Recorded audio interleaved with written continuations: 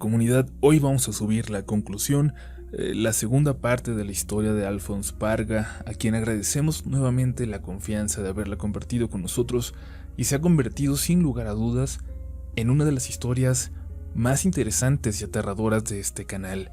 Si quieren pasar solo la parte inédita, vayan a este minuto que va a aparecer en pantalla. Si no, si quieren escuchar desde el principio, será un placer pasar el siguiente rato con ustedes. Esto es Posesión Familiar y estás escuchando Relatos de la Noche. Esto sucedió en Guadalajara, comenzando en las épocas navideñas del ya lejano 1980. Yo tenía 8 años en aquel entonces y tuve la suerte de nacer en una familia económicamente acomodada. Hasta entonces, muy amorosa. No me faltaba nada. Mis padres, ambos, eran estrictamente católicos, por lo que nos criaron de la misma forma a sus 3 hijos. Raúl, mi hermano mayor, que tenía entonces 15 años, yo en medio, y Sofía, mi hermanita de apenas 4. Para mí todo comenzó el día de la Virgen. Quizás ya tenía tiempo ocurriendo, pero fue el primer día en que yo me percaté. El primer día en que, para mí, sucedió algo extraño. Me encontraba dormido cuando fuertes sonidos de arañazos me despertaron. Me hicieron abrir los ojos. Inicialmente no vi nada raro en mi habitación, pero conforme mis ojos se acostumbraron a la oscuridad, una silueta se dibujó al lado de mi cama. A pesar de que el pánico me invadió en el momento, por haber nacido en una familia tan católica, creo que tuve la fuerza para negar la existencia de ese algo frente a mí. Me estiré en su dirección y encendí mi lámpara de noche. La luz únicamente disipó un poco las sombras que envolvían a aquel ente de oscuridad, pero pude verlo. Era mi madre. Ustedes pensarían que verla me tranquilizó, pero fue todo lo contrario. Su boca se movía anormalmente rápido, como si estuviera rezando, y su mirada, por Dios, su mirada estaba cargada de una locura infinita que hasta la fecha recuerdo en mis peores pesadillas. Tenía la mano izquierda en la pared, a la cual ya le había rasgado el yeso únicamente con sus dedos. «Mamá», la llamé una vez, cubriéndome hasta la barbilla con mi cobertor. Ella tenía su mirada clavada en mí. Aquello, no era mi madre. No podía ser mi madre. «Mamá». Esta vez grité al tiempo que las lágrimas rodaban por mis mejillas. Instantes después, escuché pasos apresurados afuera de mi habitación y la puerta se abrió con premura. Era mi papá, que al ver aquel escenario soltó un largo suspiro y rápidamente abrazó a mi madre, quitándole su mano de la pared. Al bajar su brazo, vi como un par de gotas de sangre cayeron sobre mi mesa de noche. «No te preocupes, hijo. Tu mamá solo está sonámbula», me dijo, antes de llevarse a mi madre fuera de la habitación. Los días siguientes transcurrieron con normalidad. Estábamos a un par de días de salir de vacaciones de Navidad. Íbamos a ir a Disneylandia. Incluso las fotos de este viaje aún las atesoro porque es nuestro último recuerdo como una familia feliz. Al llegar Nochebuena, mi hermano ya llevaba como una semana enfermo, de bronquitis o algo así, por lo cual mi madre le perdonó que no fuera a misa como era nuestra costumbre. Al regresar a casa, encontramos muy asustados a Ruth y Lorenzo, que nos ayudaban con las tareas del jardín. A mí no me dejaron escuchar qué era lo que realmente había pasado, pero aparentemente había sido algo con Raúl. En ese momento no supe qué ocurrió. De hecho, lo supe hasta 20 años después de la boca de mi padre. La cuestión es que al llegar, la casa estaba hecha un completo desastre. Incluso era difícil pensar que un muchacho de 15 años, enfermo, hubiera podido hacer él solo lo que se veía ahí. Habían encontrado a Raúl comiendo pichones y ardillas, obviamente crudas. La celebración se canceló y a mí y a mi hermana nos mandaron en ese momento a casa de mis abuelos, y mis padres se fueron con Raúl a un hospital privado. Los abuelos se miraban muy preocupados, pero hicieron lo mejor posible para que la pasáramos cómodos. Regresamos a casa hasta pasado el 6 de enero. Aparentemente, Raúl se había recuperado por completo y salvo las ausencias de Ruth y Lorenzo, que renunciaron a los pocos días del incidente, todo parecía volver a la normalidad. Decían que mi hermano ya estaba normal. Sin embargo, yo notaba un cambio radical en su forma de ser, en su comportamiento. Se había tornado violento y con actitudes erráticas que se iban acentuando conforme el día iba pasando, hasta llegar a la noche. Incluso no era raro que en esos días nos golpeara a mí y a mi hermana, cuando hasta entonces jamás nos había puesto un dedo encima. Y lo mismo ocurrió en la escuela. De hecho, no tardó mucho para que lo expulsaran, tan solo unas semanas después. Esto también lo supe años más tarde, y es que la razón por la cual fue expulsado es que durante una pelea con un compañero, mi hermano le mordió en el brazo y le arrancó un pedazo de este. Bueno, la verdad no me quiero extender tanto en esto, y es que durante ese año hubo demasiados incidentes involucrando a mi hermano. Cada mes que pasaba parecía estar peor, y por más médicos con que los llevaban mis padres, no parecía mejorar. Incluso lo llevaron a la Ciudad de México, en aquel entonces Distrito Federal, con una multitud de neurólogos, psiquiatras, y se le realizaron todos los estudios posibles. La vida de mi familia se trastocó económicamente, y eso que los hermanos de mi papá se hicieron cargo del negocio.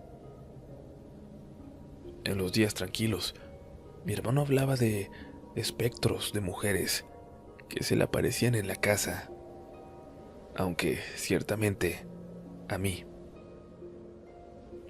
lo que me aterraba era él.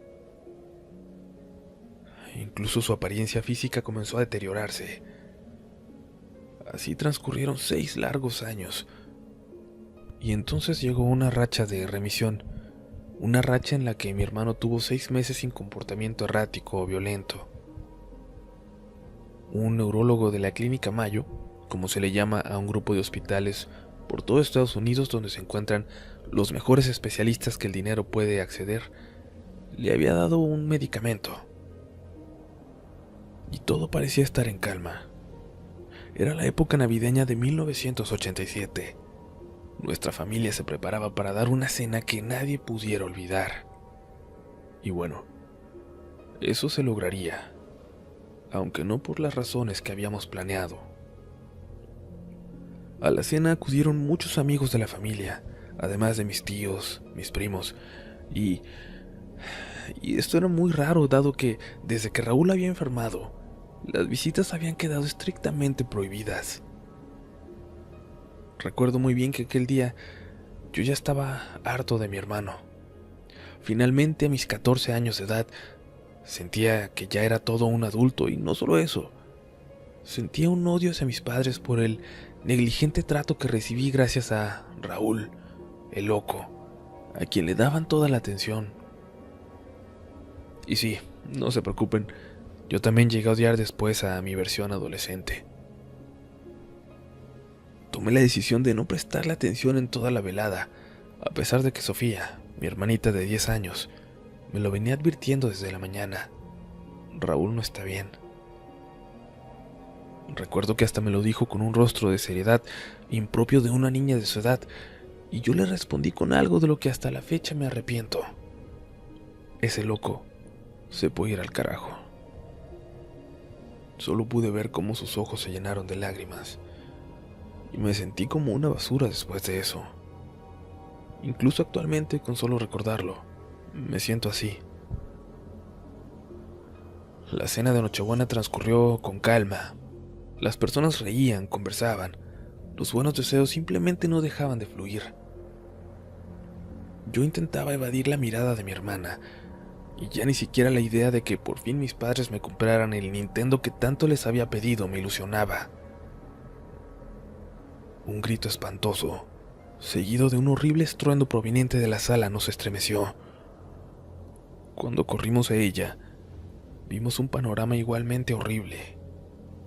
Luis, uno de los primos mayores, había sido arrojado desde el primer piso y yacía malherido sobre la mesa de mármol al centro de la sala. Había caído de una altura de 7 metros aproximadamente, pero se encontraba al menos a 5 metros desde donde habría sido lanzado. Era imposible.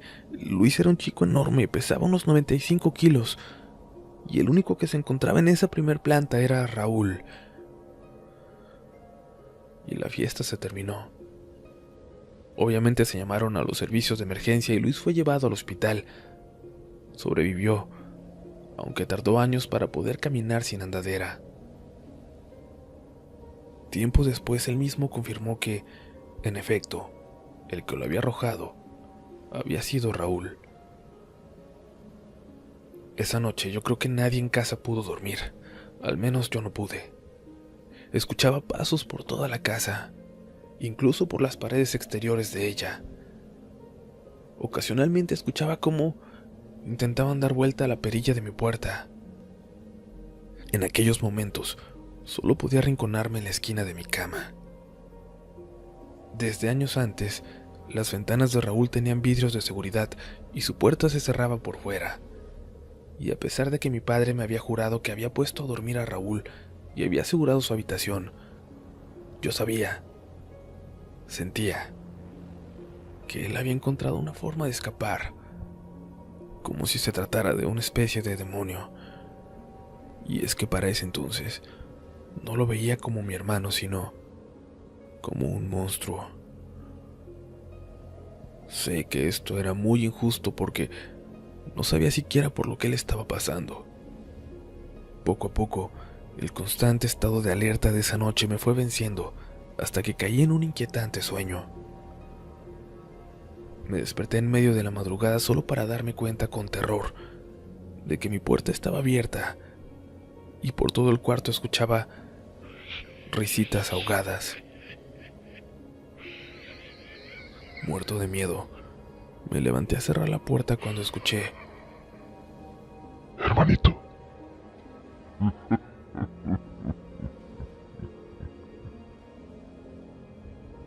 A eso le siguió una carcajada, y quizás lo siguiente lo imaginé por el miedo que tenía, pero vi que mi hermano salió de debajo de la cama, arrastrándose como si se tratara de una cucaracha hacia mí. Sin pensarlo, corrí hacia el cuarto de mis padres. No quiero aburrirlos con más historias como esta, pero las apariciones repentinas de mi hermano incluso hicieron que mis padres llevaran a exorcistas a la casa, que le hicieran limpias y demás, y nada de esto funcionó. Los momentos de lucidez de mi hermano cada vez eran más escasos, y su alter ego, si así gustan llamarlo, era cada vez más violento. Fue en octubre del 88, cuando la familia tomó la decisión de recluir a mi hermano en un sanatorio mental de manera definitiva. Recuerdo que venía llegando de la escuela y pude ver a mi hermano sentado en el patio. Parecía tranquilo y consciente, por lo cual creo sentí la imperiosa necesidad de disculparme por todas las cosas que había dicho de él. Raúl ya solo estaría con nosotros lo que restaba de la semana y luego sería trasladado a un sanatorio mental en España. Me senté junto a él. Antes de que pudiera comenzar a hablar, me dijo: hermanito, lamento no haber sido un mejor hermano contigo. Aquello hizo que las lágrimas se agolparan en mis ojos y me diera cuenta de lo injusto que había sido con él. Continuó: Todo es culpa de mamá. Desde que fue a mi habitación, en la noche, estuvo viéndome y desde ese día sentí que Yo ya no era la misma persona. Aquello que dijo me golpeó como una pared de ladrillos debido a que eso exactamente me había ocurrido a mí. Los demonios de sangre me están consumiendo. Ella los tolera de alguna forma, pero yo soy débil. Por eso lo hago. Su sangre nos consumirá. Su sangre nos consumirá. Volvió a decir, cada vez más rápido y agitado. Hermanito, quiero que me perdones por todo y por esto. Poco después, mi hermano se abrió el cuello con un pedazo de metal oxidado. Y ese fue el comienzo de mi experiencia. Sin embargo, aquí voy a dejar el relato. Me es muy difícil recordar.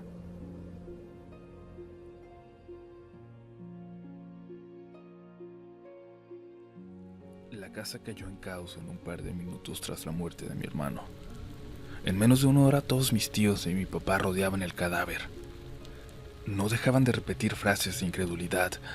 La tensión y el dolor eran palpables en todos. Estaban a flor de piel. Sin embargo, y si quieren llámenme loco, pero aún con la impresión que había sufrido, podía ver detrás de aquellos rostros de tristeza una especie de alivio casi morboso en todos ellos. Mis tías y mi madre se encontraban dentro de la casa rezando. Recuerden, mi familia tenía costumbres muy extrañas, y por unas cuantas horas mi hermana y yo nos volvimos casi invisibles, a tal punto de que se olvidaron que ahí estaba yo, a escasos metros del cuerpo de mi hermano.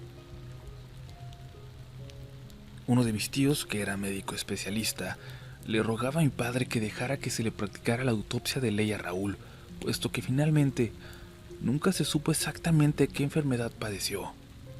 Y por ley en México, en todos los casos de suicidio, se tiene que practicar la necropsia. Sin embargo, el equivalente a unos 50,000 pesos actuales fue suficiente para que la gente del Ministerio Público se hiciera de la vista gorda.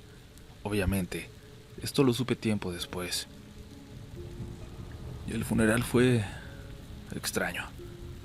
Recuerdo que llovía terriblemente por todo Guadalajara y solo acudió mi familia.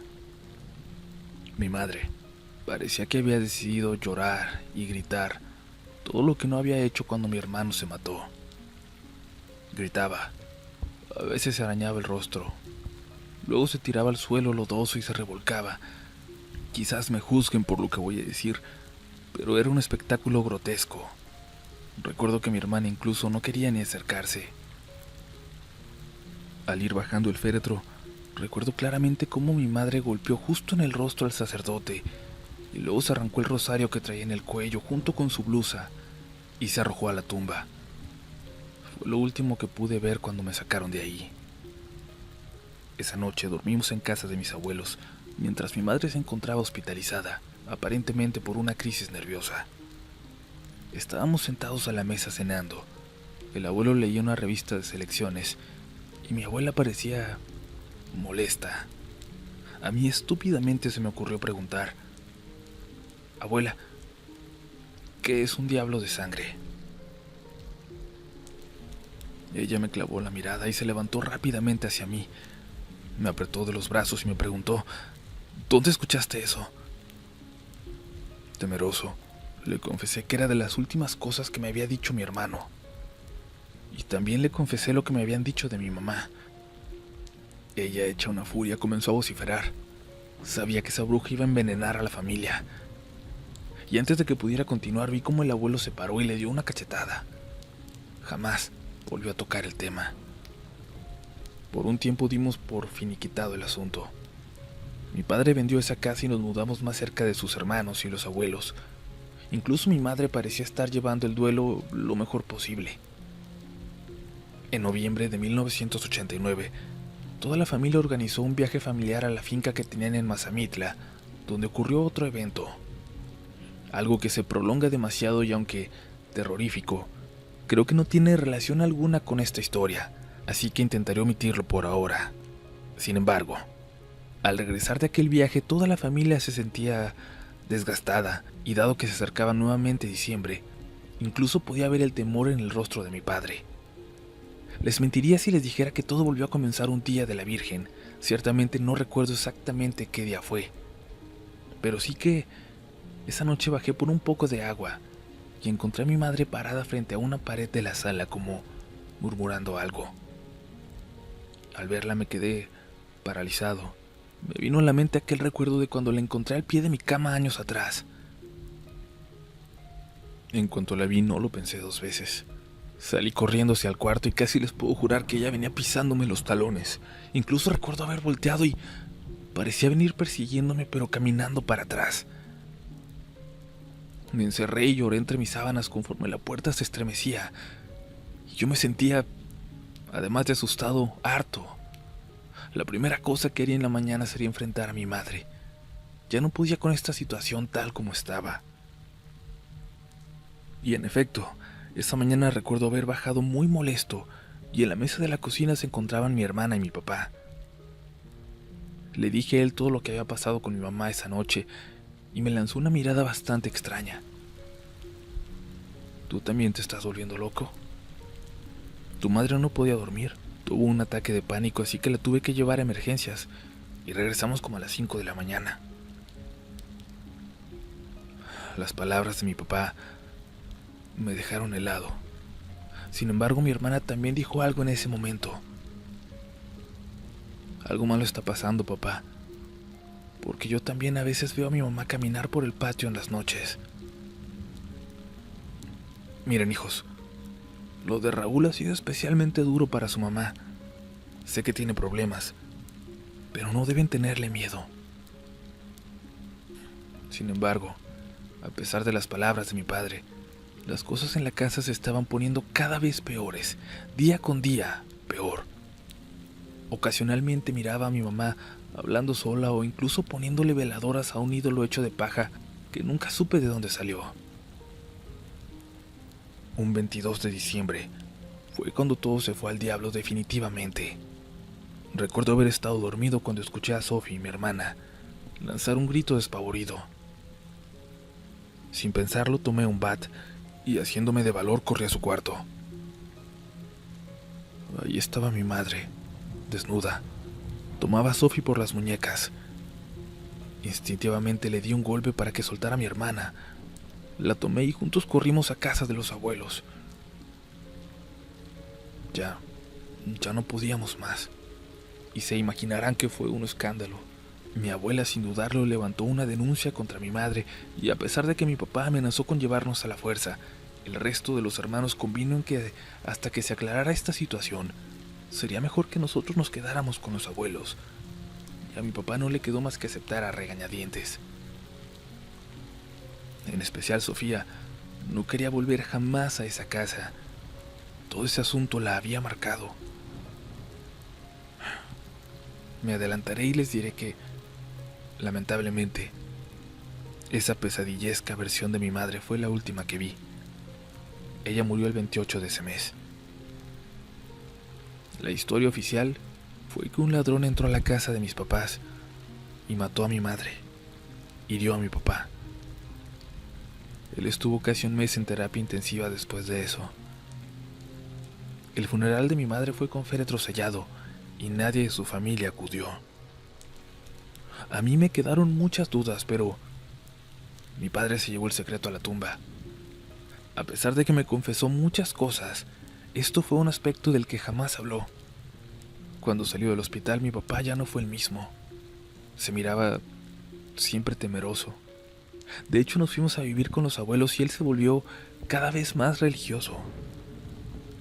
En algún momento esperé que a raíz de eso todo mejorara, pero en la casa de la abuela las cosas fueron de nuevo, de mal en peor. De antemano les ofrezco una disculpa por lo largo de estas redacciones, pero les juro que intento resumir lo más que puedo. El problema es cuando uno comienza a recordar, cuando se te vienen una pila de detalles a la cabeza.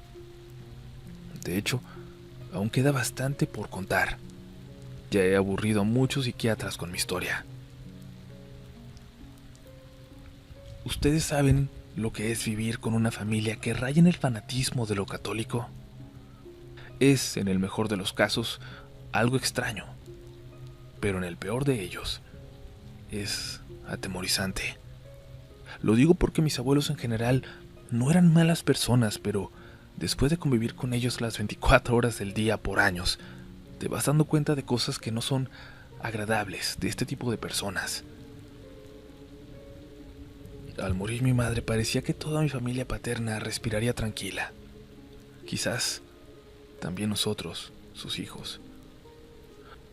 Por alguna razón todos teníamos en la cabeza esta idea preconcebida de que mi madre era la fuente de lo que le había corrompido a Raúl y había traído desgracia a la familia con el infortunado accidente de Luis. Sin embargo, por algún motivo, mi padre desde la muerte de mi madre parecía más intranquilo, aterrorizado incluso. Tanto así que mis abuelos lo enviaron más de un año al sanatorio mental en España, al que se suponía que iría Raúl. Eso fue hace tiempo, y aquí pido que me disculpen porque los recuerdos de cuando viví en casa de mis abuelos se comienzan a volver algo nebulosos y confusos. También cabe aclarar que por aquel entonces nos llevaron con un psiquiatra muy amigo de la familia, el cual nos recetó unas pastillas de las cuales lo único que recuerdo es que me hacían sentir como confundido permanentemente. Ya sin mi padre, los abuelos tomaron la decisión de sacarnos de la escuela temporalmente, con el pretexto de que estábamos inestables emocionalmente. Y quizás era cierto. Como les digo, de estos días tan solo recuerdo los detalles de manera muy vaga. Íbamos diariamente a la iglesia y rezábamos bastante en casa. Creo que eso se volvió gran parte de nuestras actividades en esos meses. Reanudé tercero de secundaria hasta septiembre de 1990 en una secundaria católica. La abuela no permitía que Sofía ni yo tuviéramos visitas o acudiéramos a cualquier tipo de reunión. A esa gentil abuelita que habíamos conocido se le había endurecido el corazón hacia nosotros. Recuerdo que mi hermana una vez me dijo: "Lo que pasa es que llevamos la sangre de mi mamá". Y sea o no cierto, esto jamás lo pudimos comprobar, aunque más adelante nos dimos cuenta de que nuestros abuelos guardaban muchos secretos que con justa razón no querían que se supieran. Antes de continuar quiero recalcar algo. Al menos yo creo que todos los hechos que se dieron en la casa de mi abuela no tienen que ver con lo ocurrido con Raúl y mi madre. De hecho, se podría decir que son totalmente diferentes y además, como aclaración, la casa de la abuela era muy grande y había secciones enteras donde a nosotros se nos tenía estrictamente prohibido ingresar. Creo que fue alrededor de octubre de ese año cuando cosas extrañas comenzaron a suceder en la casa de la abuela. Nos encontrábamos festejando algo que realmente no recuerdo qué era, pero era noche. Los adultos platicaban en la sala y los primos junto con nosotros en una sala adjunta. En eso, un grito rompió el ambiente festivo. Era de la abuela y provenía de la cocina. Obviamente todos se apresuraron para ver qué había pasado y encontraron a mi abuelo pálido y mi abuela tendida sobre el piso, en su regazo. El abuelo solo dijo que habían visto a un ladrón en el patio. Mis tíos corrieron a revisar, pero no había señal de que alguien hubiera entrado. También años más tarde, ya que ambos habían muerto, mi padre me confesó que, en una carta, la abuela le escribió al sanatorio.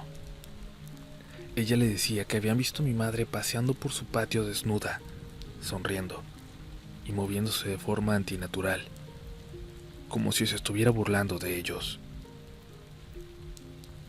Después de este incidente, la abuela se volvió aún más estricta con nosotros, más horas de rezo, nada de salidas. Algo extraño pasaba en esa casa, pero fue hasta finales de octubre que pude comprobarlo. Era un día lluvioso. Bajé las escaleras. Había dormido gran parte de la tarde y aún me sentía algo adormilado. Al llegar a la sala me percaté de que, dándome la espalda, se encontraba lo que parecía ser el abuelo desnudo. Aunque sus movimientos eran raros, sin mediar palabras se volteó y corrió hacia mí. No recuerdo haber visto su rostro ni recuerdo siquiera cómo lucía. Perdí el conocimiento. Y fue precisamente el abuelo y mi hermana quienes me encontraron en la sala, orinado, la mañana siguiente.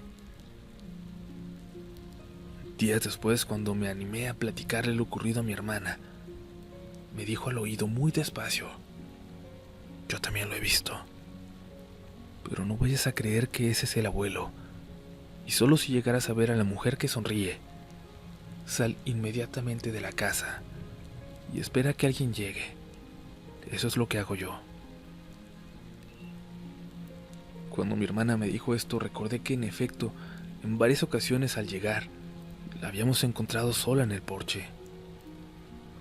Recuerdo que por alguna razón me molesté bastante con ella. ¿Tú también, Sofía? ¿También tú crees en toda esa basura de fantasmas y de diablos? Eso no existe. Solo existe Dios. Ella se quedó muy seria mirándome y simplemente me respondió: hermano, yo solo le creo a lo que veo. Y si te digo esto es porque te quiero. Pero tú sabes bien qué es lo que haces. Me dio un beso en la frente y se fue a su habitación. Y en este punto yo sentía que estaba enloqueciendo, la verdad. Me andaba con cuidado por la casa, intentaba no quedarme solo y me tocó ver en 2 ocasiones más a el abuelo negro. Así le empezamos a llamar. En diciembre, en el cumpleaños de uno de nuestros primos, recuerdo bien que tras la fiesta, uno de mis primos mayores, Rafael, nos preguntó: ¿y ustedes ya vieron a los fantasmas de la casa de la abuela? ¿Te refieres al abuelo negro?, le contesté por reacción, y los primos mayores se comenzaron a reír y a hacer comentarios de que realmente se parecía al abuelo. Luego contaron historias sobre por qué creían que el lugar estaba embrujado y sobre qué era lo que se ocultaba en los cuartos prohibidos. A pesar de lo que hablamos y de que nos burlábamos del abuelo negro, la verdad es que a todos nos aterrorizaba la idea de toparnos con él. Creo que los mayores problemas de ser niño es que nadie te toma en serio, ni te da explicaciones. Y sobre todo, nadie te cree cuando les hablas de este tipo de cosas. Recuerdo las nalgadas que nos dio la abuela la primera vez que intentamos hablar de esta aparición en la casa. Pero todo cambiaría más adelante, a los pocos meses, cuando llegábamos de hacer unas compras con la abuela. Eran alrededor de las 7 de la noche. Abrimos la puerta que daba a la sala y allí estaba el abuelo negro, esperándonos. Estaba muy oscuro, pero sabíamos que era él. «Querido, ¿te pasa algo?», musitó la abuela, intentando dar un paso hacia adelante. Y de inmediato mi hermana la tomó del brazo y le dijo firmemente: «Ese no es el abuelo».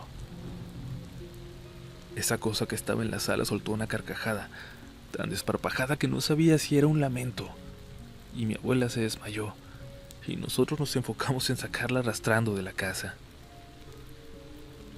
Para cuando llegó el abuelo, la abuelita ya había recuperado la conciencia. Los días siguientes nos fuimos con uno de mis tíos a pasar la Navidad y el Año Nuevo. Obviamente los festejos no serían en casa de la abuela, pero Sofía me dijo algo muy extraño. Dijo que en una ocasión en que pasó frente a la casa de los abuelos en el carro con mi tía, pudo ver algunas figuras con túnicas blancas dentro de la casa. Lo que sí puedo decir con certeza es que la casa de mi tío tenía un ambiente completamente distinto. Era tranquila y no tenía tantos ídolos religiosos colgados. Los abuelos, por obvias razones, no se sentían cómodos con mi tío. Decían que estaban de arrimados y que no podían esperar para volver a su casa. Pero cada vez que se les cuestionaba de por qué estaban esperando, ellos solo decían que los trabajos aún no terminaban. Eran ya mediados de enero, 1991. Los trabajos aún no habían terminado, pero había surgido un problema con unos terrenos de siembra y se necesitaban los títulos de propiedad que se encontraban en el despacho del abuelo. El despacho era una de las zonas prohibidas de la casa. Inicialmente todos pensamos que el abuelo diría que él iba por ellos, pero este fue tajante al decir que no podía entrar. Le dio un juego de llaves bastante viejo a mi tío y le dijo dónde podía encontrar dichos títulos. Le advirtió sobre no andar husmeando entre sus cosas y mi tío le respondió: «Ya sé que tú y mi mamá son brujos». Aquello que evidentemente era una broma no le sentó nada bien al abuelo, quien rápidamente respondió: «Pues por estos brujos tienes todo lo que tienes». Al entrar a la casa, mi tío se disculpó conmigo por hacerme ir con él. «Esta casa siempre me ha aterrado. De hecho, a todos», me dijo. Pero yo le respondí que no había ningún problema. El ala de la casa a la cual solo tenían acceso los abuelos era muy extraña. Primero, los pasillos que se comunicaban con la casa principal o con la zona permitida habían sido bloqueados con una pared. No había forma de acceder a este lugar por dentro de la casa. La única manera era una pesada puerta de herrería que estaba cubierta por una lona afuera. La puerta en sí era muy rara, o al menos así la recuerdo a pesar de que no la puedo describir. Al entrar, esta zona era solo un pasillo con puertas a su lado izquierdo. Por dentro, se podía apreciar vagamente que todas las ventanas habían sido tapadas con ladrillos, y el despacho del abuelo era el cuarto al fondo. Este despacho en realidad era muy normal. Había un librero, un gigantesco escritorio y una vieja escopeta. Tío encontró los papeles y salimos presurosos. En ese momento, antes de salir, no sé qué habrá visto él, pero me tomó del brazo y sin cerrar aquel lugar me gritó que saliéramos pronto de la casa. A mediados de marzo fue cuando por fin regresamos a la casa de la abuela, aunque francamente yo no quería, pero Sofía se negó siquiera a contemplar la idea de dejarlos solos.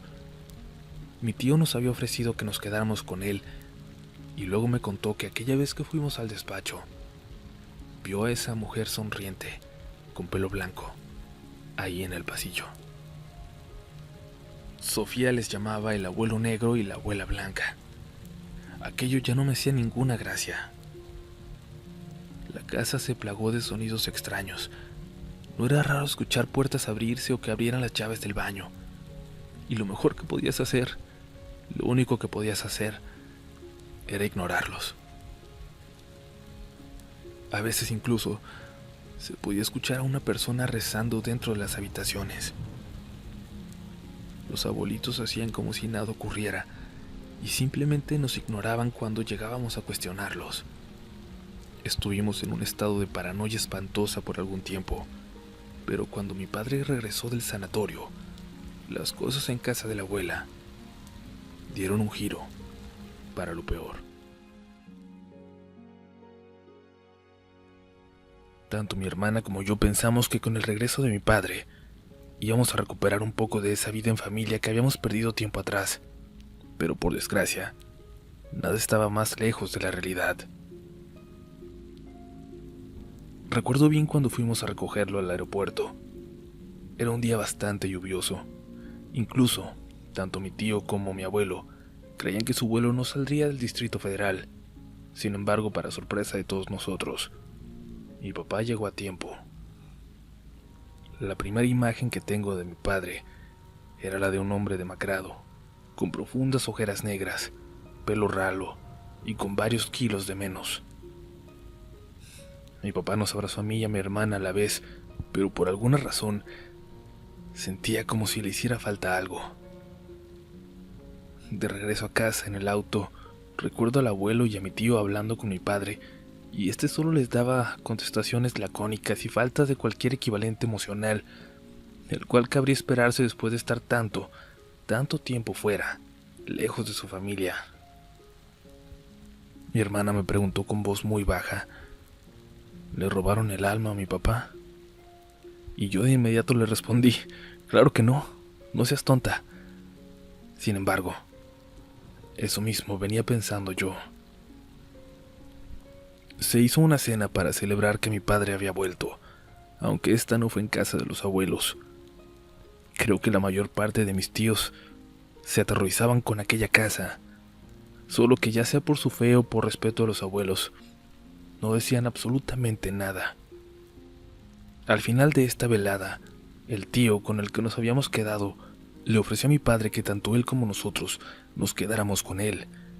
Le dijo que incluso ya tenía las habitaciones de huéspedes listas para albergarnos el tiempo que nosotros quisiéramos. Hasta me parece haber escuchado a mi tío decir la palabra indefinidamente. Y cuando mi padre le respondió: «No te preocupes, volveremos a la casa de los abuelos.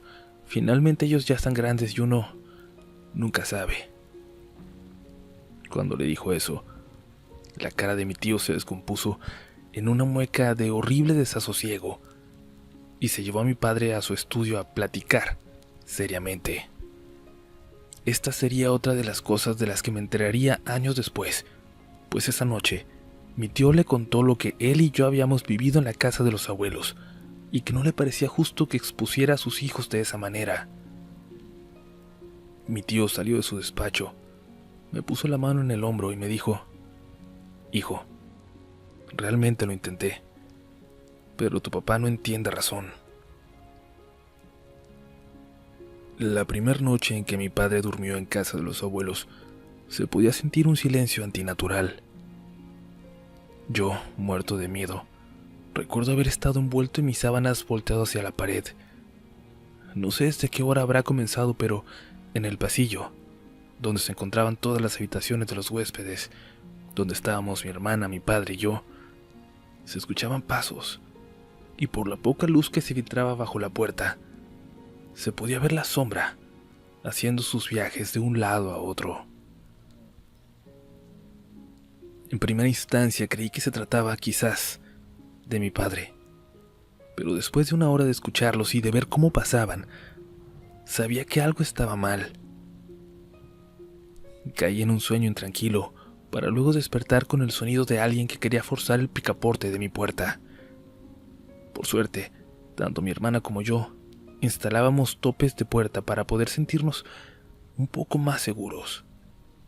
Recuerdo haberme refugiado bajo la cama y esperar hasta que amaneciera para poder salir. En el desayuno, era notorio que mi hermana había tenido una noche tan horrible como la mía, y mi padre parecía consternado.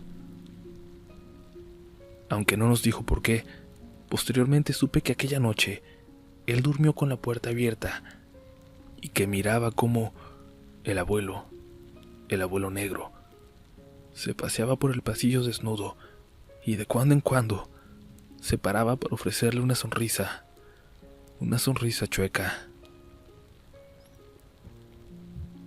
En aquel punto debo confesar que ya ni siquiera los abuelos me daban confianza, y no porque hayan intentado hacerme algo a mí o a mi hermana, sino porque era evidente que esa casa ocultaba secretos. Así transcurrieron un par de meses en los cuales yo me dormía con audífonos para poder soportar los sonidos de la casa, los pasos, los golpes en las puertas, paredes y ventanas. Fue agosto o septiembre cuando al regresar de la escuela vi cómo había varias patrullas aparcadas y una ambulancia de la Cruz Roja estacionadas afuera de la casa. Sin dudarlo, corrí. Al entrar me di cuenta que estaban ahí ya una buena parte de mis tíos, los cuales discutían acaloradamente con los oficiales. ¿Cómo es posible que no hayan encontrado a nadie en la casa?, preguntaban. No sé qué quiere que le diga, señor. Mis muchachos revisaron la casa de arriba a abajo y no encontraron señales siquiera de que alguien haya entrado aquí. Pero mi hermano me dijo que esa persona no corrió hacia la salida, sino hacia las habitaciones. Tiene que haber alguien. Mire, señor, vamos a revisar nuevamente la casa y ustedes nos pueden acompañar para que comprueben que no hay nadie. Mi padre se encontraba abatido, sentado en unos sillones de la sala con la mirada perdida. Fui y me senté junto a él, y no sé si por su estado no se percató que había sido yo quien se sentó a su lado, pero comenzó a hablar. Papá y yo nos encontrábamos revisando unos papeles aquí en la sala, cuando desde el fondo vi que algo se aproximaba corriendo hacia nosotros. Era una figura enjuta, casi calavérica, y sus pasos no hacían ruidos. Intenté advertirle a mi papá, pero este simplemente no le tomó importancia y de pronto, así como la había visto, aquella visión horrorosa desapareció en un abrir y cerrar de ojos. Y luego apareció de nuevo, dándole mordidas en el antebrazo a tu abuelo. Y luego, como si fuera un animal, salió corriendo en 4 patas hacia el fondo de la casa. Al escuchar aquello me dio un miedo tan terrible que me tuve que salir de ahí. En la ambulancia los paramédicos estaban poniéndole compresas y vendajes al abuelo, y de manera intencionada le pregunté: «Abuelo, ¿qué fue lo que pasó?». Me volteó a ver, apretó la mandíbula y finalmente dijo: «Fue una drogadicta que se metió a la casa. Guadalajara cada vez está peor y ese jodido de Cosío no hace absolutamente nada». Se refería al entonces gobernador, y en ese momento mi hermana se me acercó y me dijo: «Al abuelo lo atacó la abuela Blanca». Los paramédicos le sugirieron a la familia que aquellas heridas necesitaban verlas médicos especialistas. Además, no sé cómo explicarlo, pero el abuelo no se miraba bien. Estaba pálido y apenas podía mantenerse en pie. Ese día el abuelo fue internado en un hospital privado. Incluso, a lo que recuerdo, fue ingresado a terapia intensiva. Mi tío finalmente nos sacó a nosotros y a mi papá de la casa de los abuelos, y a pesar de una férrea lucha de la abuela por no dejar esa casa, finalmente aceptó irse, con la condición de que fuera solo mientras el abuelo se pusiera bien. Poco después se abría por boca de mi tío la verdad sobre aquella noche, cuando la abuela se escapó para ir a su antigua casa. Cuando mi tío reunió a todos sus hermanos, incluyendo a mi papá, para ir a buscarla, porque tenían una buena idea de dónde la iban a encontrar. Encontraron a la abuela muerta en una habitación del área prohibida. Supuestamente, había algunas velas acomodadas en cierto patrón. La causa de la muerte fue una hemorragia cerebral masiva, y el abuelo no tardó mucho tiempo en acompañarla, debido a que murió una semana después. La casa de la abuela duró mucho tiempo abandonada, y los hermanos hablaron largo y tendido sobre qué harían con ella. Finalmente, se decidió demolerla y vender únicamente el terreno. Yo no quiero ser responsable si lo que sea que haya en esa casa afecta a alguien más, dijo el mayor de mis tíos, aunque creo que los demás solo pensaban en cuánto les iba a tocar de la venta de aquel lugar. Quiero agregar que justo antes de que se demoliera esta casa, se encontró una especie de habitación completamente oculta hasta entonces. La puerta a esta había sido tapizada. Su contenido, sin ahondar mucho en el tema, no era propio de una persona católica o en su sano juicio. Transcurrieron varios años con cierta tranquilidad. Mi padre, tras la muerte de los abuelos, jamás pudo valerse por sí mismo de nuevo. En la Navidad de 1996, recuerdo haberme sentado con varios de mis tíos a hablar, de hombre a hombre. Quería saber algunas cosas y ellos sabían exactamente qué era eso por lo que les iba a preguntar. La gente de por aquí tiene historias y les pone nombres, hijo.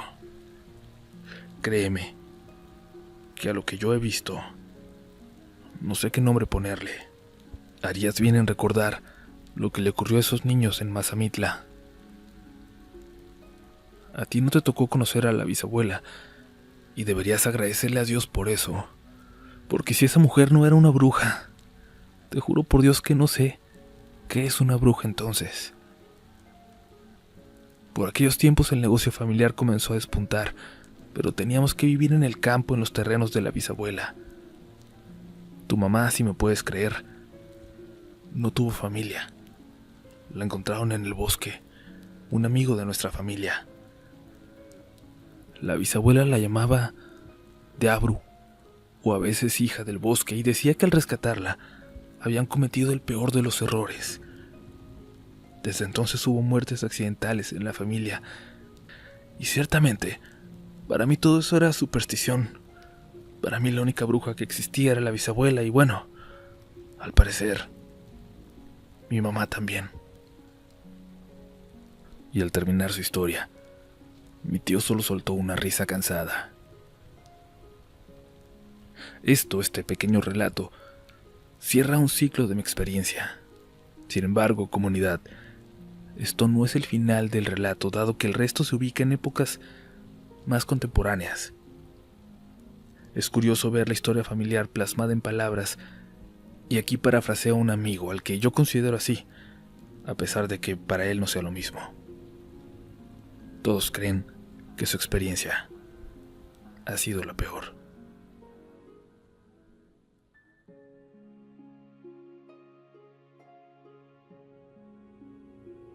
Al haber contado mi historia, me han pedido mucho que les relate la experiencia de Mazamitla, y debo agregar que ya la tenía escrita, pero dado de que solo era mi perspectiva, decidí preguntar un poco también a uno de mis primos que la vivió. Después de 30 años, obviamente los recuerdos se van tornando opacos. Mi primo tenía el mismo nombre que su padre, uno de los hermanos de mi papá, Joaquín. Mi tío era una de las personas más severas que he conocido en mi vida. Crió a toda su familia en Mazamitla. Incluso mi papá me comentó que desde que los abuelos habían comprado la hacienda, él se fue para allá. Obviamente a administrar las tierras de cultivo con las que cuenta la familia, ahora administradas por mi primo Joaquín. Mi tío, a pesar de ser de esos hombres recios de campo, o al menos dar esa impresión, era un hombre sumamente supersticioso. Y aunque suene contradictorio, parecía tener una especie de recelo a la religión en general, a tal grado que en la hacienda estaba prohibido cualquier ícono o afiche religioso. Quizás ese recelo se debía a la difícil vida que le había tocado a él, y no solo por el hecho de haber crecido con la bisabuela, sino porque, al parecer, perdió a su primer familia completa en un accidente automovilístico. A pesar de siempre recibir a todos sus hermanos con una sonrisa y los brazos abiertos, no tanto así a los abuelos, este jamás hablaba mucho sobre su vida personal. En fin, me estoy extendiendo demasiado quizás en cosas que no tienen importancia para el resto del relato. Otra cosa que desconocía y de lo que mi primo me puso al tanto es que en Mazamitla existen leyendas locales desde hace bastante tiempo. Entre ellas, el del tesoro en la cueva de la Sierra del Tigre, que se supone un español había escondido, y el de la bruja de Mazamitla.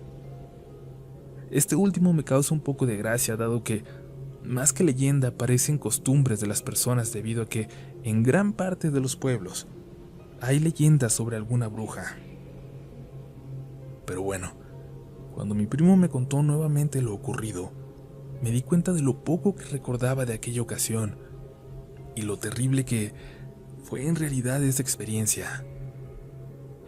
Dividiré entonces la historia entre lo que yo viví y luego la perspectiva de mi primo. Creo que es la manera menos confusa de narrarla. En un frío y lluvioso noviembre del 89, mi familia consideró que la familia entera necesitaba un descanso, sobre todo después de los sucesos ocurridos con Raúl y el comportamiento errático de mi madre. No sabíamos que en poco más de un mes la estaríamos enterrando. El viaje familiar comenzó como el de todas las grandes familias, con una caravana en la carretera, y tanto mi padre y mis tíos se miraban más entusiasmados que ciertamente mi hermana y yo y mis primos. El viaje fue lento y cansado, sobre todo por una molesta llovizna que ralentizaba nuestro avance.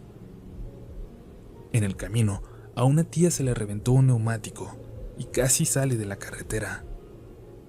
Sin embargo, al final pudo controlar el vehículo y el incidente solo terminó en un susto.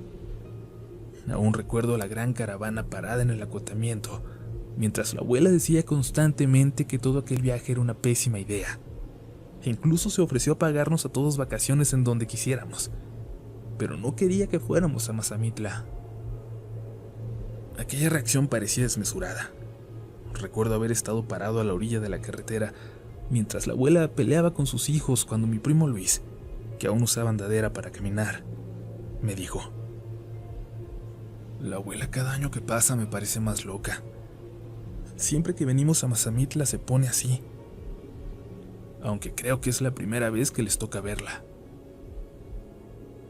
¿Y tú por qué crees que sea?, le pregunté. No se lleva bien con mi tío Joaquín. Además siempre discuten porque el tío no permite nada remotamente religioso en la casa. El tío Joaquín es buena persona, le contesté. Lo es, pero... En aquel momento hizo una pausa larga y finalmente decidió no compartir aquello que llevaba guardado. Olvídalo. Sí, el tío es buena persona. Solo ha tenido una vida difícil. El viaje se reinició sin mayores contratiempos hasta que llegamos a Mazamitla. Al llegar a la hacienda del tío Joaquín, la tía Ofelia y sus 3 hijos nos estaban esperando para darle la bienvenida a la familia. La hacienda, a pesar de contar con todas las comodidades de una casa en la ciudad, siempre me pareció un lugar lúgubre, helado. Esta hacienda, cuando se compró, todos creían que los abuelos derrumbarían el viejo edificio y construirían algo nuevo, pero no. Supongo que el abuelo pensó que aquello era una mala inversión, por lo que decidió remodelarla, y de hecho el inmueble hasta la fecha tiene esa arquitectura de las casonas de principios del siglo XX. Dicho sea de paso, hasta donde la familia sabe, o al menos hasta lo que los primos sabemos, ese lugar no tenía ningún pasado oscuro o algo por el estilo.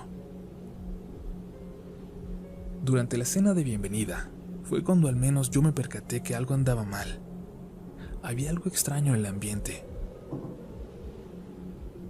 Mi tío Joaquín se paró para hacer un brindis por la familia y su prosperidad.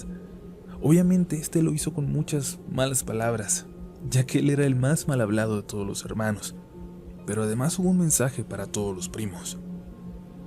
Miren, chiquillos, no los quiero ver jugando en el extremo de la hacienda que colinda con el bosque. Ya les dije a Arturo y a Fernando, los capataces, que me los traigan inmediatamente para acá si los ven por ahí, y aunque sus padres se enojen, les voy a dar una cintariza. Supongo que por ser niños los adultos no nos dijeron la razón. Sin embargo, fue mi primo Joaquín el que dijo que se habían visto osos rondando por aquellos lugares. Aquella noche recuerdo que me levanté a tomar agua. Sinceramente no recuerdo la hora, pero pude ver al tío hablando con sus capataces y varios hombres, los cuales llevaban armas y lámparas. Sin darle mayor importancia al asunto, me regresé a mi habitación. Cuando estaba pasando por la sala para subir a la recámara que nos habían dado, escuché claramente que alguien estaba golpeando el vidrio de la ventana, como si la golpeara con el dedo. En el momento aquello me asustó, pero dado que mi tío estaba en el patio central, supuse que se trataba de alguno de sus hombres que venían a reportarle algo.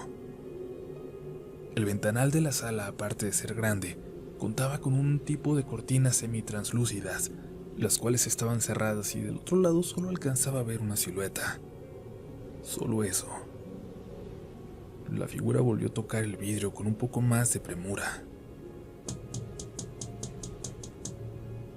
¿Sí?, dije, progresivamente más nervioso. La única respuesta que recibí fue un nuevo toquido en la ventana. Mi tío está en el patio, dije. Déjame entrar, me respondió con una voz extremadamente grave al tiempo que volvía a golpear el vidrio con mayor fuerza. niño. Déjame entrar. Volvió a decir al tiempo que la ventana parecía que se quebraría ante tales golpes y por mi parte estaba paralizado del miedo. No entendía qué estaba pasando. En eso sentí un jalón hacia atrás que me hizo caer al piso. Era mi tío.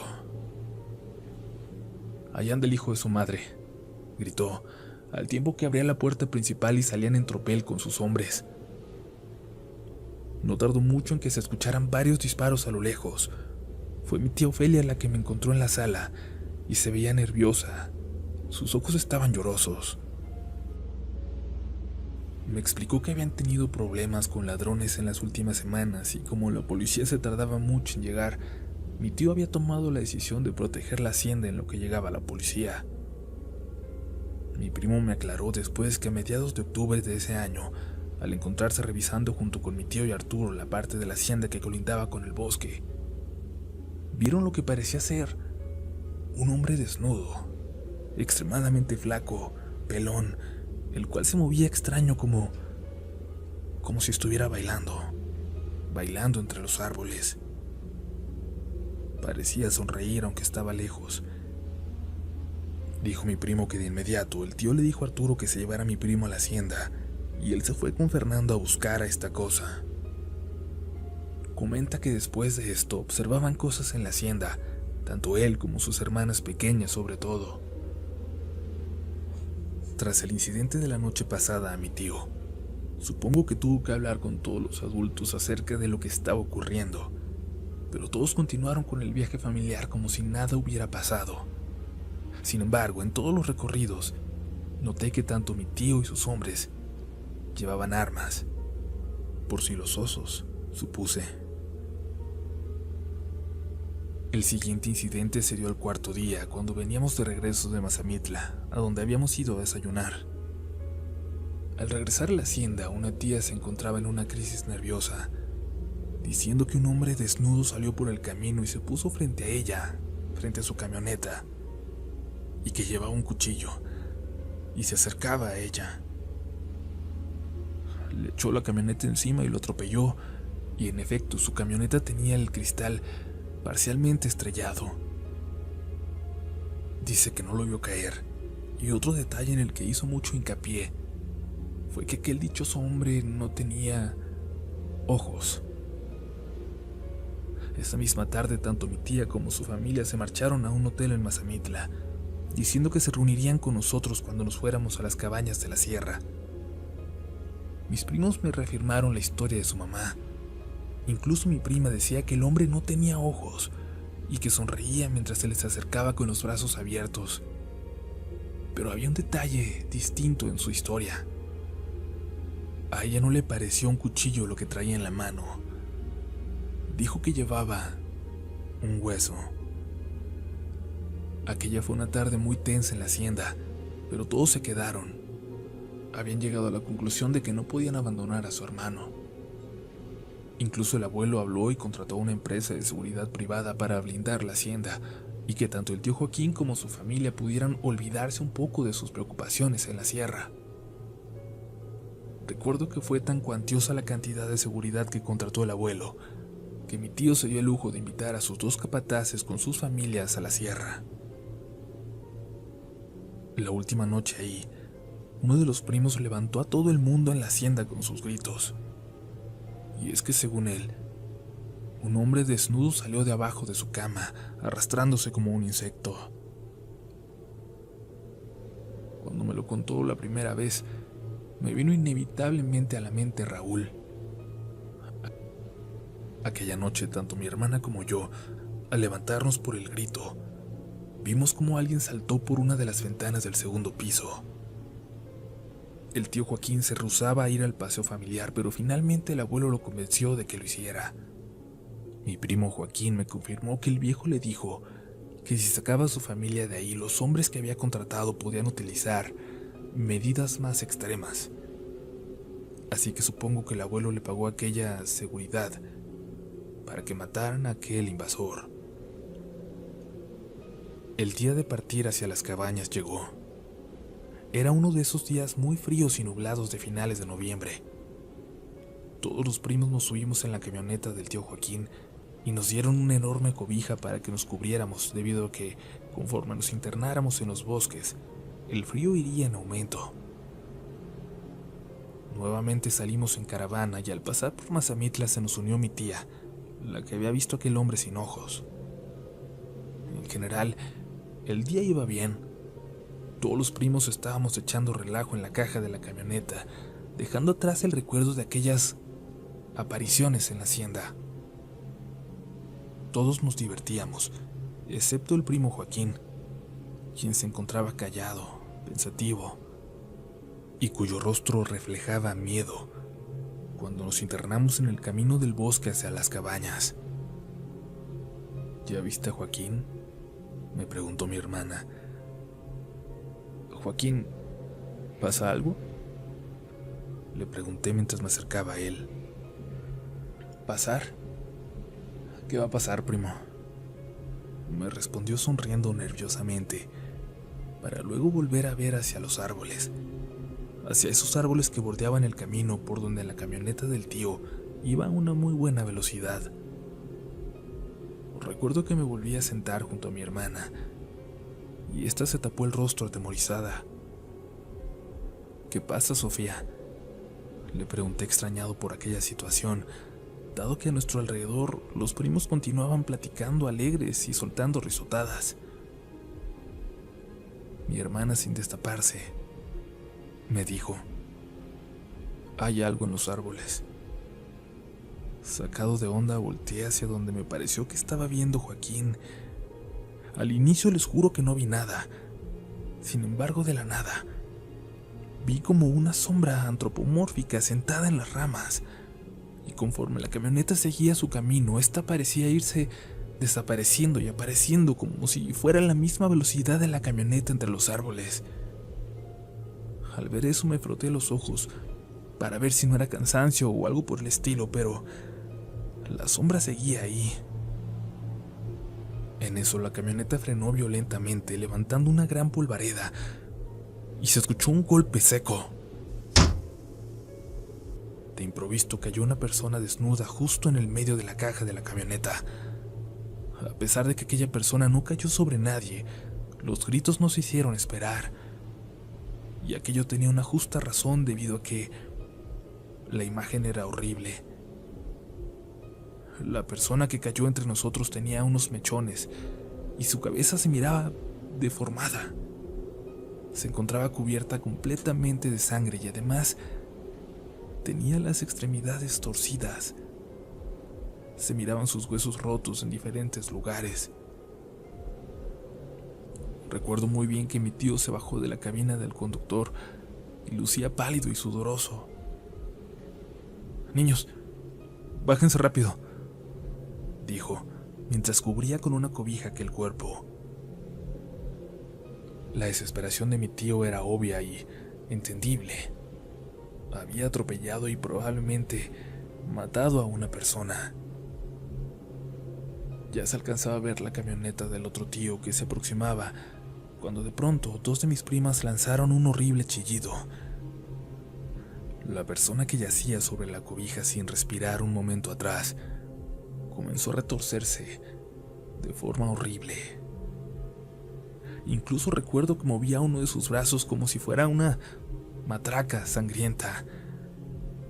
Al ver esto, y olvidándose de nosotros, mi tío se agarró al borde de la camioneta y le dijo: «No te muevas, no muevas el brazo, la ayuda viene en camino». En eso la persona cubierta de sangre soltó una especie de carcajada gutural espantosa y de un salto se puso de pie. Y aún recuerdo ese desagradable sonido que producían los huesos rotos al chocar entre sí. Y sin dejar de reírse saltó del cajón de la camioneta y se perdió entre los árboles, al otro lado del camino, mientras mi tío corría tras aquella cosa diciendo que él lo podía ayudar. Me encontraba tan asqueado por aquella imagen de cómo los brazos de aquella cosa se movían de una manera tan antinatural al correr, que vomité, y varios de mis primos y primas hicieron lo mismo. Cuando nos alcanzó el resto de mis tíos y mi papá, estos se fueron a discutir las cosas lejos de nosotros. Sin embargo, a mí me parecía lógico que el viaje terminara ahí después de este horrible e inusual incidente. Pero al final, lo único que se hizo fue tirar la cobija manchada de sangre, que ahora olía a putrefacción. Limpiamos la sangre del cofre y el cristal de la camioneta de mi tío, y el resto del camino todos fuimos callados y les juro que, nuevamente, comencé a ver esta figura entre las ramas de los árboles. Al llegar a las cabañas, el personal de ahí nos dijo que tuviéramos cuidado porque habían visto a un animal grande en las inmediaciones. Se guardaron las camionetas y todas las familias ocuparon la cabaña que se les había asignado. Ese día simplemente todos nos acostamos a dormir. Al parecer, aquel accidente nos había dejado a todos agotados. Al menos a mí, sí. Sin embargo, en la noche un sonido extraño me despertó. Tardé un poco en identificarlo, pero sin duda era el sonido que produjeron los huesos de la persona que había atropellado al tío cuando ésta se puso de pie.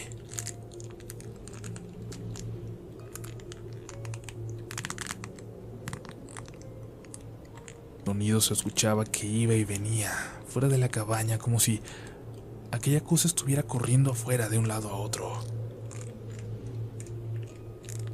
Y en eso, el sonido se detuvo afuera de la ventana de mi habitación. Y comencé a escuchar una risilla gutural que parecía provenir de abajo de mi cama. Cuando escuché: Hermanito, vengo por ti. aquella voz era la de Raúl. Esto hizo que me levantara de inmediato y fue cuando lo vi. Una figura recargada sobre las protecciones metálicas de la ventana. Debo aceptar que no estoy seguro de que se tratara de la misma persona que mi tío había atropellado, pero grité y salí corriendo a la habitación de mis padres. En unos minutos, todos mis tíos y el personal de las cabañas estaban afuera de la casa, y no lo había alucinado todo porque encontraron pisadas frescas alrededor. Después de que estuvieron peinando la zona por un rato, finalmente dijeron que solo se había tratado de un oso. Sin embargo, para que la familia estuviera tranquila, los dos capataces de la hacienda que estaban ahí con su familia, como les dije, dijeron que ellos darían rondines con sus rifles. Mi padre cerró las cortinas de mi habitación y movieron la cama para que no quedara junto a la ventana. Al acostarme, mi hermana entró y pidió permiso para quedarse conmigo, y luego de aquel susto que recibí, con gusto acepté. Se metió entre las sábanas y se acostó a mi lado. Hermano, lo que estaba afuera era la bruja que el tío atropelló. Yo la vi. Yo había ido al baño y cuando regresé la vi pasar por mi ventana y al verla me quedé petrificada en la entrada de la habitación y ya no quise acercarme a la cama. Olvida eso. Fue un oso, Sofía. Le respondí, intentando yo también convencerme de ese cuento. Tú sabes bien que no fue así. Aunque aquella cosa no tenía mandíbula, no sé cómo hablaba, dijo. El resto de la noche tuve un sueño intranquilo, plagado de pesadillas, y recuerdo que soñé algo relacionado con Raúl, pero no recuerdo exactamente qué. Cuando murieron los abuelos, mi papá se convirtió en un guiñapo, al punto que el tío con el que estuvimos viviendo tuvo que hacerse cargo tanto de Sofía como de mí. Yo estaba harto de toda la porquería que rodeaba a mi familia. Raúl el loco, mi madre la bruja, las jodidas cosas de Mazamitla, el abuelo negro, la abuela blanca, aquella colección de dedos momificados en el estudio secreto de los abuelos. Entonces me sumergí en mis estudios, al grado que cuando me gradué de médico general, ella ni siquiera asistió. El tiempo pasó e ingresé de manera exitosa a hacer una especialidad, y yo tomé esta oportunidad para poner aún más distancia entre la familia y yo. Al terminar la especialidad me fui a vivir a Monterrey, y ahí me casé y tuve 3 hijos. Me separé casi por completo de mi familia, salvo alguna llamada mensual a mi tío. De Sofía dejé de saber cuando salí de la especialidad. Supe que se había casado con un sujeto de dinero y se había ido a vivir a Guanajuato. Mi relato continúa entonces en una época contemporánea, en el 2016. Era diciembre y nuevamente llovía como si se fuera a caer el cielo. Recuerdo haber llegado del trabajo sumamente cansado y apenas entrando a la sala de la casa, mi esposa me abordó con rostro de preocupación. Sofía te llamó. Al escuchar aquello sentí que me iba a desmayar. Incluso tuve que sostenerme de un sillón y luego sentarme lentamente. Algo malo había pasado, estaba seguro. Tenía años que no hablaba con ella. ¿Por qué otra razón me llamaría? Comencé a sentir un miedo tan intenso como cuando escuché que Raúl me hablaba desde abajo de la cama. Tuve una crisis de ansiedad y le dije a mi esposa que no me interesaba contestar, que no me interesaba nada que tuviera que ver con mi familia. Me dirigí a la cocina al tiempo que aflojaba mi corbata. Pensaba en lo tranquila y feliz que era mi vida hasta entonces, y que no iba a permitir que algún desquiciado de mi familia me robara esto, sin importar que esta vez el desquiciado fuera mi hermana. Eres su única familia, dijo mi mujer abrazándome por la espalda. Noté que lloraba. Aquello disipó cualquier duda. Algo terrible había pasado. Mi esposa me dio un papel donde había apuntado el número de mi hermana y recuerdo que cuando me senté para marcarle desde mi teléfono celular, este se me escapó en varias ocasiones de las manos. Al tercer timbrazo ella contestó. Lo único que pude decir fue: Sofía, soy yo. Hermano, comenzó todo de nuevo. Comenzó todo de nuevo, me dijo. No quiero entrar en detalles acerca de lo que le ocurrió a mi hermana. Sin embargo, les puedo contar que su único hijo acababa de fallecer de una enfermedad muy parecida a la de Raúl.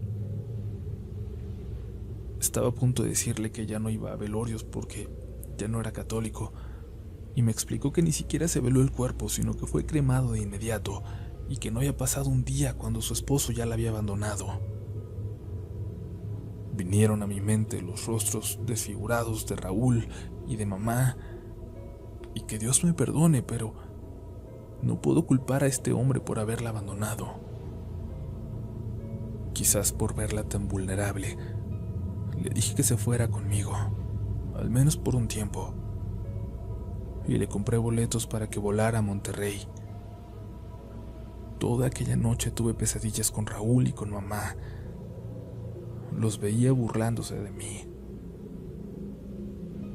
Al día siguiente fui a recoger a Sofía al aeropuerto y al verla sinceramente me asusté. Estaba sumamente demacrada. Ni siquiera parecía que fuera menor que yo. No quise decirle nada, pero cuando íbamos de regreso rompí aquel silencio preguntándole qué había pasado. Todo empezó de nuevo, hermano. Lo que le pasó a Raúl le pasó a mi hijo y tiene tiempo que me está pasando a mí también. Al escuchar aquello, créanme que tuve ganas de parar el carro y pedirle que se bajara y que no volviera a contactarme. Pero era mi hermana. Además, en esta ocasión yo ya era un hombre, y un hombre de ciencia. Ingenuamente quizás sentí que esta vez podría hacerle frente. Acomodamos a mi hermana en una pequeña casa de huéspedes, pese a las quejas de mi esposa que decía que era grosero no dejarla en la casa principal. Sin embargo, tenía 3 hijos y los tenía que proteger. Desde el primer día les juro que escuchaba las risas ahogadas de Raúl. Fue como si tuviera 14 años nuevamente cuando me levanté a cerrar la puerta. Incluso en varias ocasiones desperté a mi esposa, la cual me decía que estaba demasiado obsesionado con el pasado. Creo que sería el 22 o 23 de diciembre, cuando desperté súbitamente en la madrugada y recuerdo haber visto claramente una silueta maltrecha del lado de mi cama. Parecía estar desnuda y parecía tener los brazos y piernas torcidos. Por Dios, Sofía. No recuerdo si lo dije o lo grité. Al prender la luz, aquella figura simplemente se desvaneció en el aire. Y recuerdo que mi esposa incluso se despertó molesta y asustada. Me preguntó qué estaba pasando, pero en ese momento, mi hija mayor lanzó un grito desde su cuarto.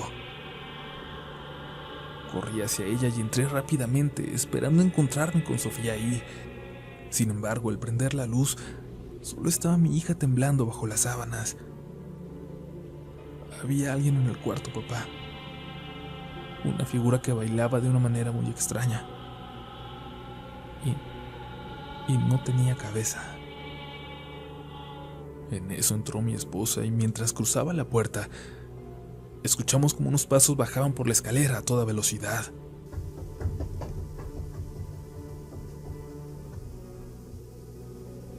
Luego escuchamos cómo se abría la puerta de la sala y se azotaba. Maldita sea, dije, y de manera instintiva fui a buscar a mis otros 2 hijos, que todavía dormían plácidamente. Los levanté y los llevé a nuestra habitación. Allí ya estaban mi hija mayor y mi esposa. Esto es el colmo. Le voy a decir a mi hermana que se vaya. Aquí no había pasado nada raro hasta que ella llegó, dije muy molesto. Y cuando me disponía a salir de la habitación, mi esposa me jaló, cerró y aseguró la puerta detrás de mí. ¿Estás loco? Obviamente alguien se metió a la casa. Ya le hablé a la policía. Y en efecto, unos minutos después llegó la policía. Los dejamos pasar y revisaron toda la casa junto a mí. No había nada raro. La casa estaba completamente vacía. Tan solo algunas huellas lodosas en algunas zonas de la casa. Fuimos entonces a revisar la casa de huéspedes, a ver cómo estaba Sofía. Cuando entramos, la encontramos convulsionándose y los oficiales pidieron de inmediato una ambulancia. Después de explicarle a mi esposa lo que estaba pasando, le dije que me sentiría mucho más tranquilo si ella y los chicos se fueran a la casa de sus padres, y mientras tanto llevaría a mi hermana al hospital.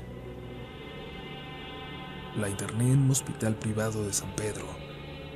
Ella venía en malas condiciones, por lo cual sugerí fuera trasladada a terapia intensiva inmediatamente, y donde yo podría seguirla tratando. Los días pasaban y Sofía comenzó a evolucionar de manera favorable a los medicamentos. Yo por mi parte estuve más entretenido solicitando cuanto análisis se me ocurría. Sin embargo, no llegaba a ningún resultado que me diera una explicación de lo que estaba ocurriendo. Todos parecían ser un callejón sin salida. En mi casa las cosas se tranquilizaron un poco, aunque debo decir que de vez en cuando me ponía muy ansioso al estar solo en esta. Finalmente solicité un estudio que se llama polisomniografía, un estudio donde se monitorean las ondas cerebrales durante el sueño. Al revisar los resultados algo no me cuadraba, pero no sabía qué era. Así que le mostré los estudios a un médico joven que estaba tratando a mi hermana en el hospital. Está bromeando, ¿verdad?, me respondió con una risa burlona al revisar cuidadosamente los resultados.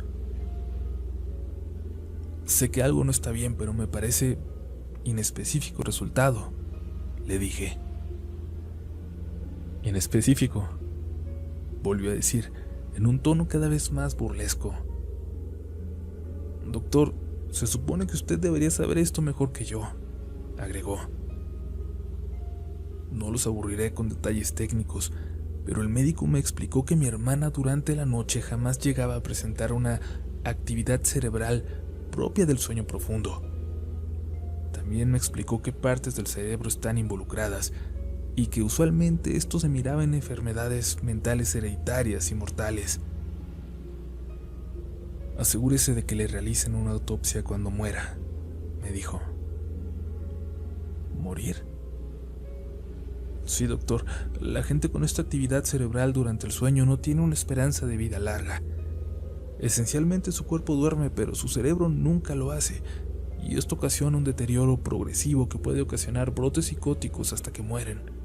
Investigue sobre el insomnio fatal familiar. Aquella enfermedad la había escuchado, pero jamás me había parecido algo importante.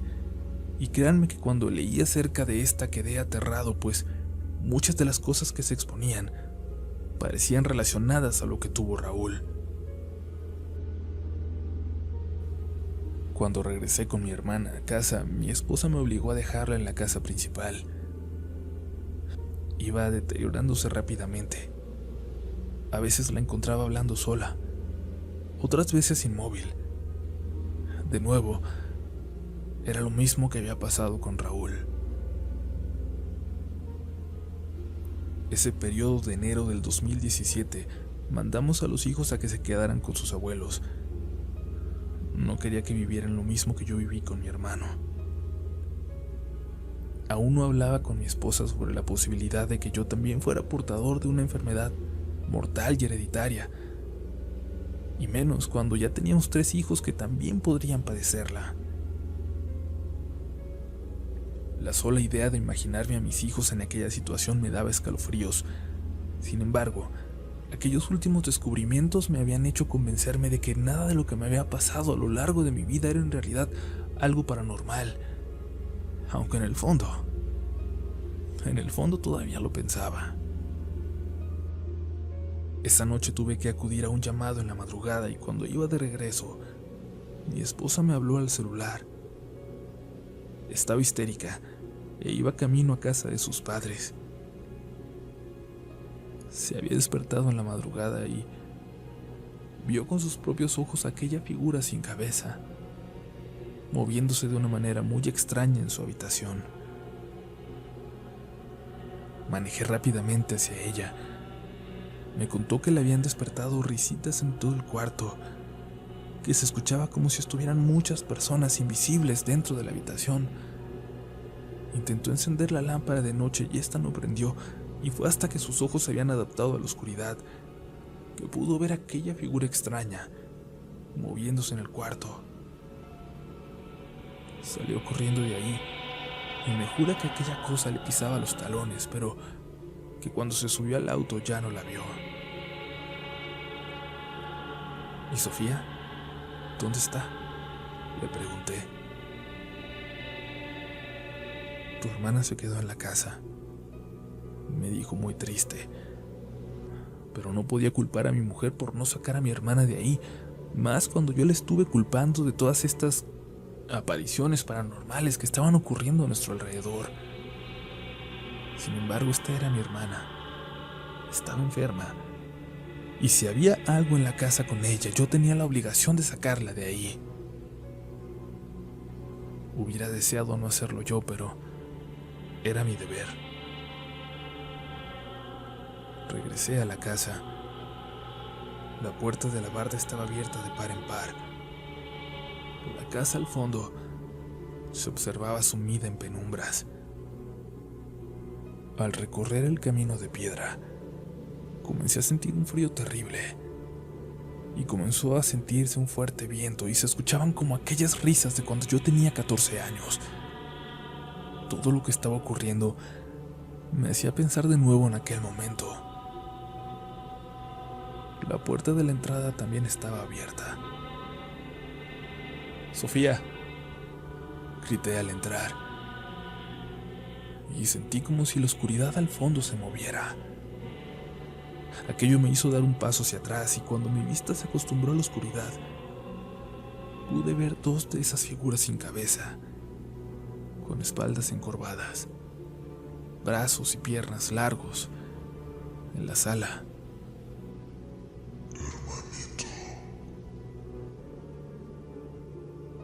Se escuchó desde el techo y al voltear, pude ver a Sofía con una sonrisa colgada de uno de los candelabros que teníamos. Salí corriendo de ahí, pero antes de subir al auto llamé nuevamente a la policía. Había encontrado la puerta abierta sin una explicación aparente. No tardaron en llegar, y al explicarles lo sucedido procedieron a revisar de nuevo la casa, y una vez más, no encontramos nada. Solo mi hermana, enferma, postrada en la cama como siempre. El final de mi historia, o al menos por el momento, ocurrió a mediados del 2017. Mi hermana ya estaba muy deteriorada, incluso ya rara vez se levantaba de la cama. Habíamos contratado a una enfermera para que la cuidara. En agosto, mis hijos y sus primos tuvieron un fuerte accidente automovilístico, tan grave que 2 de mis sobrinos murieron y mi hija mayor quedó muy malherida y requería cirugía de urgencia. Tomé el teléfono, hablé con mi familia en Guadalajara sobre la situación que estaba pasando y que ocupaba ayuda también para que estuvieran con Sofía. Varios primos me dijeron que tomarían el primer vuelo para Monterrey. La enfermera que cuidaba en la noche a mi hermana faltó ese día y yo necesitaba irme al hospital para ver cómo seguía a mi hija. Tuve que llamar a aquel médico joven, que a lo largo de este tiempo, quizás de mala gana, pero con gran tino, estuvo llevando el caso de mi hermana. Al explicarle mi situación, hizo una pausa larga en el teléfono y finalmente me respondió: «Está bien, voy para allá». No sé qué ocurrió con esa actitud. Mis primos llegaron a las 7 de la mañana y les dije que se fueran a mi casa a cuidar a Sofía. Gracias a Dios mi hija salió bien de la cirugía y se recuperaría pronto. Mis otros 2 hijos solo tuvieron golpes leves. Al llegar a casa en la noche, me encontré a mis primos en la calle, asustados. Entré corriendo y la casa estaba hecha un desastre. Aquel médico joven se encontraba sentado a un lado de la cama de mi hermana y ella parecía estar durmiendo. El médico tenía arañazos en el rostro y en los brazos, y además parecía que había sangrado por la nariz. «Tu familia es una bola de inútiles», dijo al verme entrar. Me preguntó sobre mi hija mientras arreglaba las cosas para irse. El chico tenía nervios de acero para seguir ahí, mientras toda mi familia estaba aterrada en la calle. «Por cierto, no creo que a tu hermana le quede mucho tiempo», me dijo cuando caminábamos a la salida. «Lo sé», le respondí. «Lo que me pasó hoy entra fácilmente en las 10 peores experiencias de mi vida», me dijo. «¿Solo en las 10? Le respondí bromeando también. «Todos creen que su historia es siempre la peor», me respondió, dándome una palmada en la espalda y luego agregó: «Mira, soy agnóstico y sé que tu hermana está enferma. Sin embargo, no me volvería a acercar a ella sin un sacerdote o un rabino o un monje o algo por el estilo. Solo te puedo decir que hoy vi cosas muy interesantes». Hasta la fecha jamás me ha dicho lo que ocurrió durante aquella noche. Me ha aclarado que jamás lo hará, que haga paz con ese hecho. Mi hermana murió días después. Yo aún vivo y viviré por siempre con la incertidumbre de que lo que se llevó a mi hermano, a mi madre y a mi hermana, me lleve tal vez a mí o a alguno de mis hijos.